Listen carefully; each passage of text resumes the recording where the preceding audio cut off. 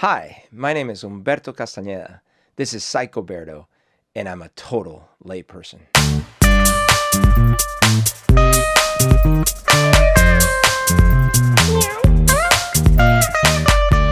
Today, I'm going to react to my friend Kirk's latest video about Before the 90 Days. Now, this is a show that is, I won't kid you, it was a little hard for me to watch the series so far. It follows a few different couples where they're trying to make things work, but the dynamic is usually that one of the people is here in the US and the other person is in a foreign country, like it can be Russia, Australia, or Philippines. Kirk, who's a doctor and a professor, he actually goes through and he analyzes these episodes in depth as a therapist. Sort of like what would he say to these couples, and super valuable stuff. I'm a layman, but I want to offer a little bit of my experiences, things that maybe I've experienced or lived through, or friends that have gone through similar things, or just my general opinion about some of this stuff, and see if there's anything interesting that comes out of that. So here we go. My name is Dr. Kirk Honda. I'm a couples therapist. Let's see what happens and see if I have anything to say to this show. Last night, Rose and I got into a big fight because I didn't tell her before I came on this trip that I don't want more kids. And then this morning, she told me it's over. Okay, so I did watch this storyline, the Ed and Rose, and I know it's a pretty popular one. I have to say, one of the things that bothered me the most about this show is that it's sort of like transparently manipulative.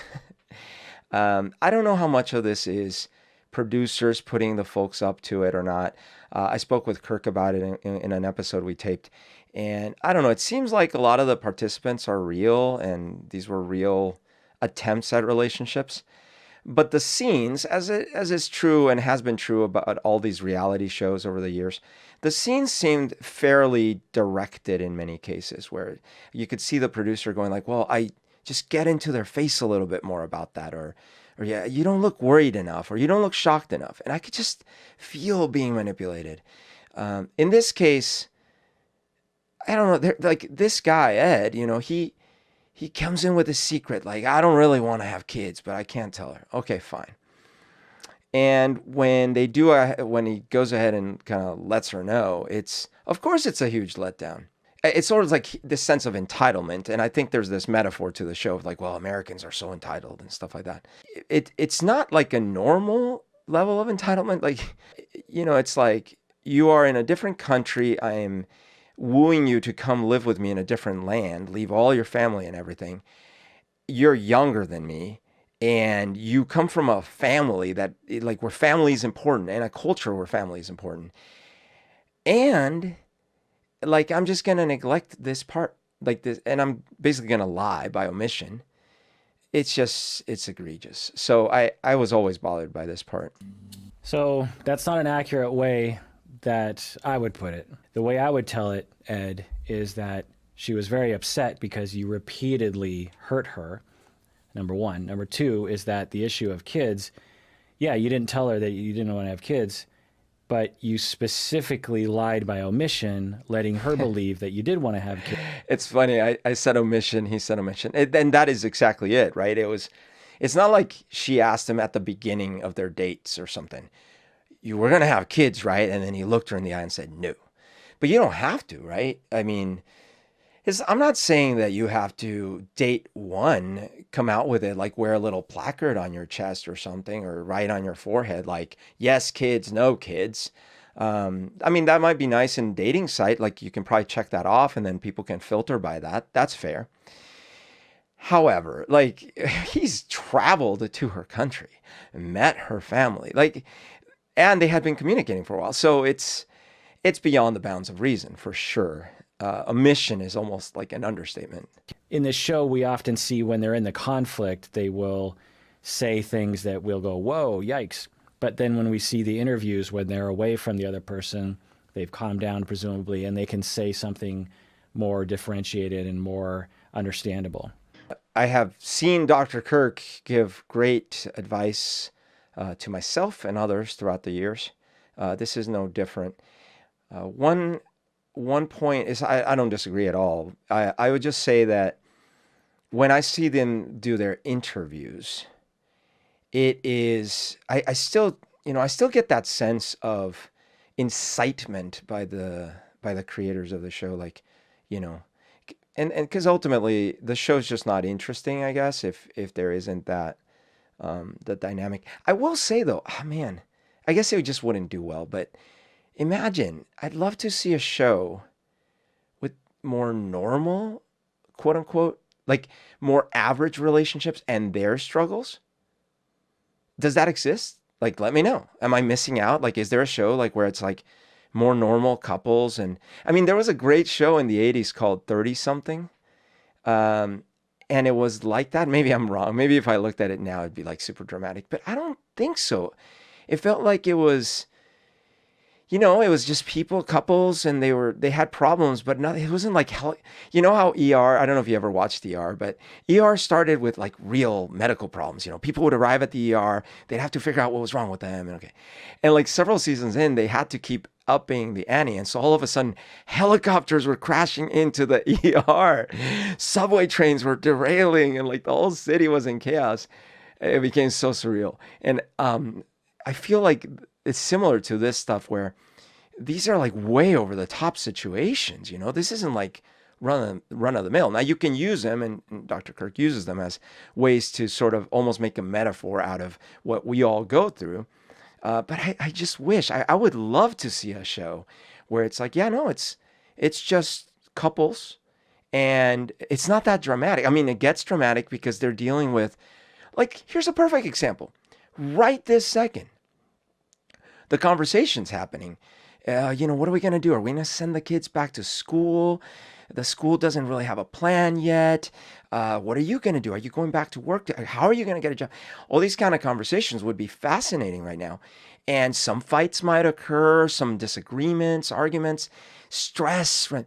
But it's within the realm of what we can relate to and what we can really learn from, right? In these cases, I do think that there is some value to the caricature aspect. And by the way, I'm not saying these people aren't real, and I'm not saying these scenarios don't occur, right? It's just not as common. And maybe I'm wrong about, okay, I will point out that I could be wrong about how common some of these behaviors are. Okay, fair enough. But I just mean like the scenario. The scenario is what I'm saying is not as common. And so I find it like, and then the producers add like their own salt to the wounds and all this stuff. But yeah, it is entertaining to some degree. Like the tears, you know?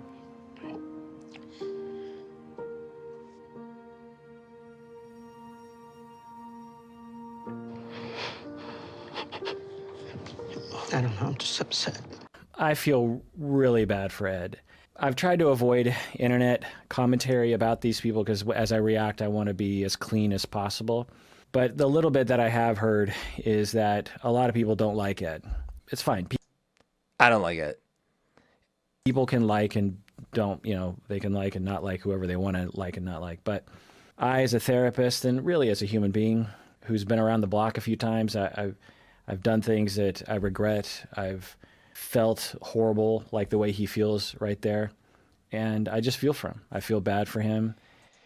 Dr. Kirk is a master at empathy. And I feel his feel. I don't know how much of this is real. That's part of my problem. Assuming that it is, sure. He's a human being. He wanted love. He's had difficulties with it. And this is a chance. But I mean, he did make his bed. I can only feel so bad for someone that made their bed and then is complaining about the peas under the mattress. And the other thing is, why? Okay, so like he's really hurt right now and stuff. Why did his brain not connect the dots earlier when it could have mattered? Which again, this is where I'm like, I don't know how much of this is contrived. Because, are people really like this disconnected from one minute to the next? I guess they are. I guess if I'm talking about myself, I certainly have been. So fine. I'm throwing bricks at a glass house here. Sure. If I think back in my relationships, I definitely have done things that are completely brutally like a jerk thing to do. And at the moment, there was a part of me that knew it deep down inside in places I don't talk about at parties. I knew. But then, I justify it. And after the fact, I still feel sad. So, okay, fair enough. I see that. But I did make my bed. Again, like I said the things I said. Argument aside about how much self control we have, how much of it is autonomic and stuff. I did say them, and I gotta own up to them. And so, sure, if my, like your buddies are always there for you generally, so that they'll be like, "Oh man, that sucks." But other than that, it's like next time, do better. This tells me that I think for Ed, there is a normal human down there that really cares and loves and is worried about being alone and is lonely and feels worthless sometimes like the rest of us and is chasing love in the way that he feels like he can. And he has defenses that get in the way of him seeing the world the way other people see the world. Kudos to you, Kirk, man. You just see the best in people. I hope you're right. I do. I don't know. I just get this sense like there's an actor also. Like I get a feeling like there's a little bit of an actor here. I'm not saying he's a professional actor. I'm just saying, like, look, quite honestly, if I were on this show, I would act, and that would make me more entertaining. But what you would see is not necessarily what I am. And maybe that makes me a bad person, but I get a little bit of this sense from him. I hope I'm wrong. I hope you're right. I failed. Again. So there that is what he said. I failed again. That points to, he's like, I did it again. That this isn't an isolated event. I do love, because again, Dr. Kirk is taking this verbatim like he's giving him the benefit of the doubt. But when I see that scene, I am like, it's pretty well rehearsed. Like he's got I did it again, I don't know if he was directed, if he had a few takes, or if it just comes naturally to him. It just feels like a scene, like he's seen that in a movie. And I got to be honest. Okay, maybe I'm just projecting here. Because I've been in that situation where I'm in an argument, in a relationship. I'm in an argument, and all of a sudden, I just start acting the way I know from watching movies and TV, like just kind of making this. And by the way, it's not just me. Like the other person tends to do it too. Like because. So which one is it? Art imitating life, or did people just observe relationships and then they made art, and then we continue to do what we always did? It's a mix, right? But I've been self-aware many times of like, okay, you just delivered a line, like, like courtroom drama. This is one of those cases. Obviously, he's not delivering a line to someone, but it's just like, here we go again. And he knows he's being filmed. So it's already, this isn't a hidden camera situation. And it's also not, there was something about some of those reality shows where it is, the cameras are on at all times. It's still contrived, don't get me wrong. But they do they filter through so much footage to find just like the nuggets. And so you might actually catch a lot of impromptu moments or unguarded moments. I don't get the sense from this show. I'm sure they filmed a ton of footage, right? But I still get like, okay, we need a scene where you're talking about this. Okay, so go. And then he does it, and it's well filmed, and you feel, but it feels acted. So again, it's hard for me to know how much of that is real. So, maybe I'm the bad guy. Rose is out. Rose is out. Yeah, she's... No Rose. No love. Rose. Oh. I'm so sorry. Thank you. I will say, I get the sense from her, she's not acting. Like, she's being asked to be in these scenes and like, hey, you got to sign your waiver. But, she obviously loves them. And, I'm sure whatever concerns she had about the potential of the relationship, concerns for him and everything. I think this is genuine. How do you say genuine? Genuine. We're going. It's for the best. It's for the best. You were so excited. Yeah, I feel bad for him. I feel worse for Rose, honestly. I hope that Ed uses this time to reflect and say, what happened? Maybe, hopefully he watches the show and sees the pattern that he did. Maybe he'll even watch these videos. I don't know. My understanding is that some of the people in these shows have watched some of your videos, Dr. Kirk, and I sure hope they do. And I hope I hope they get something positive out of it. I hope they don't watch my videos because I'm more brutal, maybe. But I will say, yeah, I feel, look, again, assuming that this was an honest attempt at a relationship, but with flawed premises and maybe flawed initial intentions or, lack of disclosure and things like that. Yeah, it failed. Like, it didn't work out, at least so far. But it wasn't going to work. I don't think this was going to work.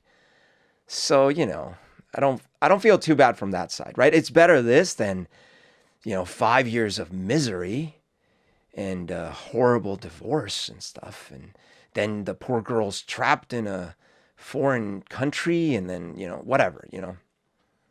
Look, I have my aunt, she grew up in Colombia, and I was very close to her when I was little because for a while I lived with my grandparents, and she was essentially like my mom from the ages of like 3 to 4. And then she moved to the United States. And it was really sad for me. She was brutal because, it was like losing another mom. And she moved to the States and she married a dude here in the States. And it was a little bit like this. Obviously, there was no internet back then or anything, but, the guy was a jerk. The guy was a jerk. They lasted, I don't know, a decade or more. It was probably more, but eventually it ended in a divorce, and she got lucky. She got a good settlement out of it, and so she did well, and she ended up being very independent for the rest of her life and doing really well for herself. She's a total role model to me. I can't be prouder of her. But it was one of these situations where I think there was a little bit of an imbalance of power, or a lot of it, and the guy sort of took advantage in the sense of being super controlling and domineering, and this guy, like, she's a strong-willed, independent woman, and yet he was somewhat abusive in that sense, like dominating the relationship. So I was very glad when that ended, and from the result, I don't know, was she better off having had the relationship and then having it end? I don't know what she would say. She certainly was happy that she got the experience to come to the States. But truth be told, she now lives in Colombia again. She decided to move back and be closer to her family, to the rest of her family. So I don't know. It's a hard thing to know. I asked her, what she wants out of our relationship, and that's when she told me, she wanted 2 kids. I'm not even ready to be a father to Prince, let alone, father 2 more kids at 54 years old. So I hope he's just phrasing that wrong, because he just said, I'm not ready to be a father to Prince, even though you were about to marry Rose. Yeah, so Prince is Rose's kid. I think he's got kids too, by the way. Doesn't he have a daughter or something? Now, the age thing I get, he's like, oh my God, it takes so much energy, right? Like, kids take energy. So 54, he's like, oh, really want to go through all that?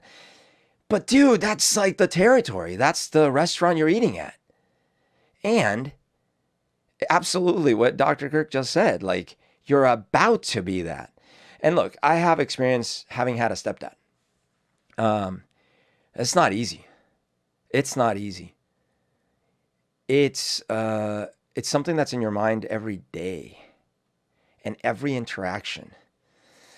Nowadays, I have a great relationship with my stepdad, but it took my entire life pretty much. And it was, I moved to live with my mom when I was 15. So I spent 3 years during high school, essentially, with her and my stepdad. And it was awkward. It was difficult. It was depressing because I never, I wasn't his child. Uh, I felt my brother, my younger brother, who was his child, that he got all these benefits that I didn't. Some of it was real, some of it was imagined, but that's how I felt. And I always felt like, especially when I got a little older and we'd have arguments, like I'd have arguments with my mom, I always felt like I was this close from like being thrown out, because I just didn't feel like there was that attachment ultimately, like push came to shove sort of thing. And also just his personality is such where we never could really be that close at first, or maybe it's not just my personality for whatever reason, but so it was hard, and that's not even like, look, I had it easy. There's people that get into these step relationships and it's abusive and it's brutal and it's I got super lucky in that sense, but it was very hard. And so if he's not ready for that, that's going to be so damaging to the whole trio, the whole relationship of everyone involved here. Man, I can't even. I have a friend who was who got married to an ex-wife of a mutual friend, and she already had a son from that first marriage, and so he had to become a stepdad. And I gotta say, to his credit, he owned it. He tried. He did his best. But I know that even in his case, like, there is still a difference. There's just this automatic difference in our brains because of the blood thing. It's what you can experience this. Just think about your family. Like, a lot of times you have this automatic, like, allegiance to your family and not your neighbors, even though you might be really good friends with your neighbors. It is an instinctual genetic thing. It's like, oh man, that's our bloodline. We got to preserve our bloodline. So to some extent, you can't blame people too much, but still, in my friend's case, I think he did like as best a job as you could do as a stepfather. But he was there. He put the time, and he was ready for it. This is like the opposite of that from what it sounds like. So I'd be really frightened for that situation. I mean, she would clam up, and, she kept telling me my past is my past, and I don't want to talk about it. So, we got in a big fight. And in the end, it was too much for her, Mom. It was too many. She didn't think I trusted her. Does that make sense? Yeah, this is hard because you have to have communication in a relationship. I don't care what kind of relationship it is. You have to have communication. And if the communication is blocked by whatever reason, it could be a personality difference. It could be trauma, it could be, anger, resentment, any number of things. If the communication is blocked, no bueno. That's not gonna live long. It's not gonna survive easily. I have experienced this myself, where I think parts of my role modeling when I was growing up included passive aggressive personalities. And I just internalized some of that. So I definitely have been in relationships when I was younger where, definitely when I was younger, I probably still do it, unfortunately, but where I was really passive aggressive. And I would do things where for example, I would know something and just like fail to mention it just because I wanted to see their reaction, or I wanted to see if they said the right thing. And then I would get upset that they didn't, But I could have facilitated the conversation. I could have said, hey, just so you know, I'm aware of blah. Like, I know you didn't come early like we said you were going to, and I am a little upset about it, but blah, blah. Instead of that, I'd be like, so how was did you catch the beginning of the movie or whatever it was? And seeing if I could catch them in a lie, or if, usually I couldn't, but then I'd still be upset. Like, well, I know you didn't show up on time. And it's like, man, that's such a destructive mechanism for communicating. And I've experienced the flip side, which is someone that just doesn't communicate enough. And for me, I'm an over communicator in some ways. I'm an extrovert. I like talking way too much, as you can see. And it just drives me nuts. And I had these issues where I'd sit there and I was like, all right, what's wrong? Nothing. I'm like, I know something is wrong. No, nothing's wrong. Yeah, and people try to picture, a lot of times they paint this as like male versus female. And maybe there's some aspects of that.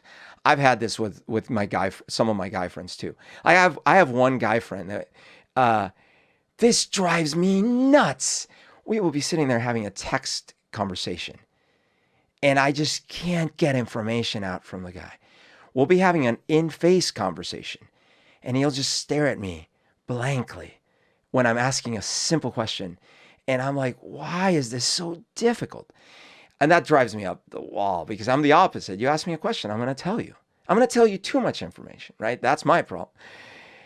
So the balance is somewhere in the middle, right? But the one thing is that without the communication, like even in that case, without me being able to say, look, right now I'm getting frustrated because I am asking you some questions and you're not answering me. So maybe we need to try this at another time. Or maybe I'm not asking the right questions. Or maybe there's a different way you want to talk about this. Or maybe you don't want to talk about this right now. Right? Like just trying to express the honest emotions and lay them out and have that kind of relationship. It's hard. And if you didn't learn it, you didn't learn it. My dad and I actually had a pretty good relationship when it came to this. My dad was communicative and he would have these sit down conversations with me where we'd go like, how are you feeling? How are you doing? Blah, blah. And I think that did help me. My grandma was not like that. My mom, not like that. And a lot of people in my family were not like that. So there was a lot of counter modeling. And then of course, my dad had his own issues where the things that mattered where when it came to him opening up about his issues, that didn't work, Then it was deflect, downplay and stuff. So yeah, it was like I was given some tools that were sort of like busted, and then I was trying to apply them in my relationship. It didn't work. So I feel for anyone, if anyone says like, I'm trying to have a conversation with my significant other and it's difficult, I feel for that. But if I were to give advice to myself when I was younger, it'd be like, be as honest as you can and try to be straightforward. It might sometimes hurt you or the other person. It might, like the relationship might end as a result of you being honest. But it's going to be healthier. And I'm not talking about like brutal honesty, like you look ugly today. I'm just talking about, how do I feel? How do I feel? How does this make me feel? And just being honest about it. Like your silence right now hurts me because I don't know if you're upset at me, or it seems like I'm overwhelming you. Like that's the other thing. Like I when I would get upset, I would just keep talking and then overwhelming the other person. So like being self-aware and feels like I'm overwhelming you. Maybe we need to try this tomorrow, or maybe we need to try it over a letter. Maybe I could write you a letter, let you know how I'm feeling. Some people process better in writing, right? Not everyone likes to debate face to face endlessly. I didn't really understand why you're so upset. I was upset that you're old enough to be her dad, and I was just like, what are you doing? 23? I'm 29. What do you have in common with her? So again, it's very normal for family members to focus on the age difference. And as I always say, I looked into the empirical evidence on this and all the scientific literature and gave it a lot of thought myself. And there are some nuances there. Some people who are 23 are developmentally like a 17-year-old, blah, blah, blah. But in general, age differences like that are not by any means inherently a dysfunctional thing. Yep. We did an episode about this. Sorry, Kirk, I don't mean to freeze you with your lips pursed. There we go.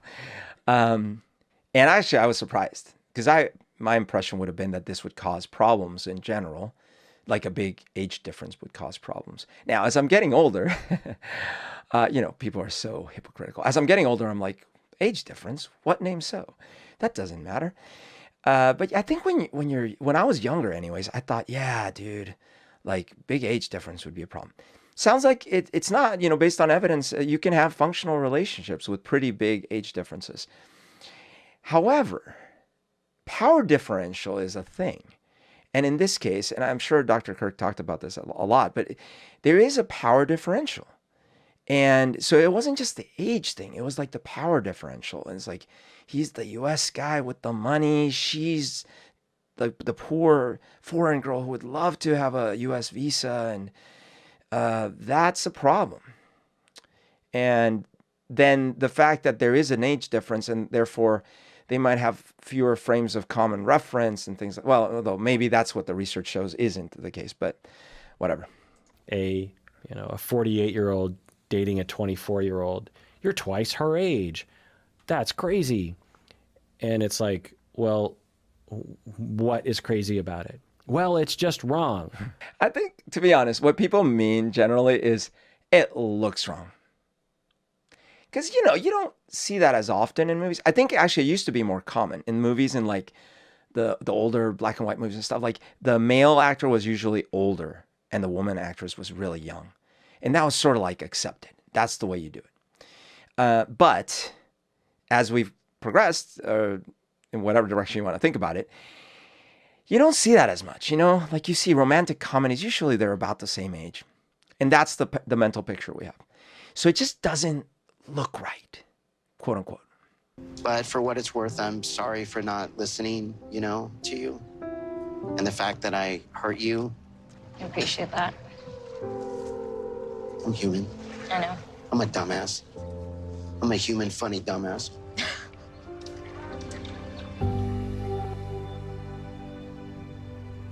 I get the sense that if one met him in real life, he'd have this personality that you kind of like. He's funny. He's nice. He seems nice anyways, right? And I get that sense. So like he can warm over people because he's self-deprecating when he needs to be. But man, the level of entitlement he felt with Rose was incongruous with that rest of his personality. Like if that had been his personality throughout, like just humble and kind of funny and like aware that yes, there's some things about how the relationship was starting that were a little imbalanced, but that's okay because he respects her and it, like he will listen to her and he doesn't need to be possessive and know everything about her past and stuff. And he's open to conversations if he wants to have a relationship with her, open to conversations about family and things like that. Because that's how his rest of his persona comes across. Like, hey, I'm this nice guy, I make little funny jokes, I'm self-deprecating, we can have a conversation. But it was such a contrast to that, like, those absolutes and those feelings of like, I need to know and I need to see and and I'm not saying, look, that is a realistic thing, right? People are incongruous. I can relate for sure. It's just, well, I guess I wish that he could apply those aspects of his personality to his attempts at that relationship or hopefully the next relationship. I mean, I will give him credit for, I guess, taking responsibility for what he's done, but research has looked at the elements of a apology that is optimal. And he exhibits some of them, which is he's saying he's sorry, he's not blaming anyone else for what he did. But the elements he doesn't have in here is he's not identifying what he did exactly. Yeah, we did an episode about this a while ago where we were, Dr. Kirk quizzed me on what are the elements of an apology. And it's pretty fascinating. I have had to apologize many times in my life. There are people that I wish had apologized to me in proper ways too. And it can be really, really important to get all the elements right. I'll say, since no one teaches you this stuff, I find it hard to expect that people will just do it right. These are the kinds of things, by the way, that I wish they did teach you. Think about how many things you learned in high school, in grade school, even in college, that you'll never use. Even if you're in a profession that was sort of related to it, there's so much stuff you'll never use. This you could have used. You could have used this for your professional life, for your personal life. Man. So like, if I were remodeling our educational system, I'd go like 80% life skills, 20% the rest. You know why? Because the things you really are passionate about, as long as you are provided tools and time and like space for you to do it, you'll do it. So if we can give you access to mentors and facilities, or like, give you a leg up, but like encourage you, right? But you'll do it because you're passionate about it. But you need these bricks to build like a solid person first. And we just don't get these. It's crazy. So like, we watch these shows and we're like, wow, he should have done this. He should have done that. And I'm doing that too. But we just, how would he know? We don't know.